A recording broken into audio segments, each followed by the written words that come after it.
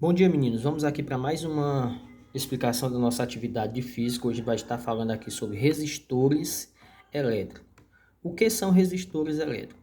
Todo material, seja ele qual for, ele apresenta uma resistência. O que é uma resistência? Resistência significa sinônimo de dificuldade. Imagine você passar por uma parede, tá certo? Você tem dificuldade de passar entre uma parede. A mesma coisa é a forma de como os elétrons vão passar sobre um fio, sobre o nosso corpo, sobre qualquer outra forma de transferência de cargas elétricas. Então, resistência quer dizer dificuldade de passar. Então, nós temos aqui condutividade e é o inverso de resistividade. Resistividade é dificuldade. Condutividade é a facilidade com que esses elétrons vão se movimentar nos corpos.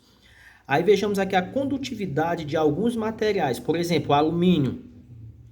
Qual a condutividade dele? 34,2. O cobre, 61,7. O ferro, 10,2. Isso daqui quer dizer o quê? É a condutividade, a capacidade que eles têm de passar sobre um corpo com facilidade. Então, quem vai passar com mais facilidade? Aquele que apresenta maior condutividade, que no caso é a prata.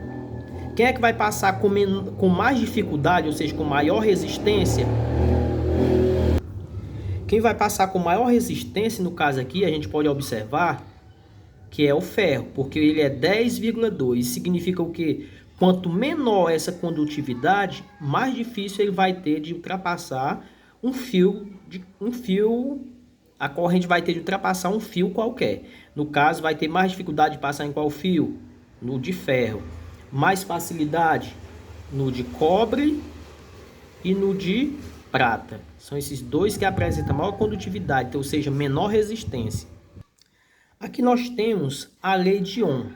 O que é essa lei de Ohm? Ela foi homenageada a um cara que conseguiu desenvolver algumas habilidades relacionadas à resistência dos materiais.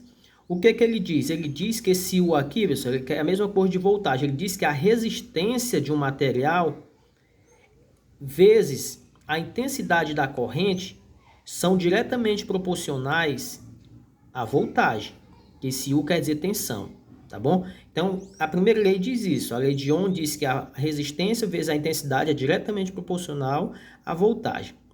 Na segunda lei de Ohm, o que a gente pode perceber que a resistência, ele diz que a resistência ele é diretamente proporcional, esse L aqui quer dizer ao comprimento do material, e inversamente proporcional a essa área transversal aqui. O que ele quer dizer com isso, pessoal? Quanto maior o fio, imagina aí, ó, quanto maior o fio, ele apresenta uma maior, vai apresentar uma maior resistência, tá certo? Maior o fio, maior resistência. Menor esse fio, ele vai apresentar uma resistência menor, porque ele é diretamente proporcional. Já em caso, em relação a essa área S, que é a área transversal, a espessura do fio, ele é inversamente proporcional. Então, imagine aí, quanto mais fino for o fio, maior a resistência, tá certo? O fio é fino, ele tem a maior resistência. O fio, ele tem uma maior espessura, e significa o quê? Significa que a resistência vai diminuir. Significa o quê? Que a eletricidade vai passar mais rápido num fio menor, num fio pequeno e um fio de uma grande espessura. Agora, onde é que vai passar com menor facilidade? Num fio muito comprido e mais fino possível. Onde é que são aplicadas essas teorias, essas leis? Então, vejamos aqui, ó.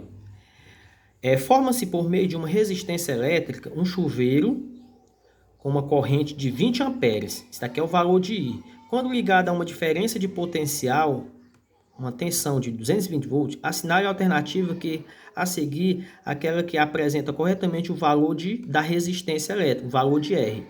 Então, como ele quer saber o valor de R? Vejamos aqui, temos três fórmulas que nós podemos utilizar. Ó. Então, aqui, nessa primeira, eu quero saber a tensão, a voltagem.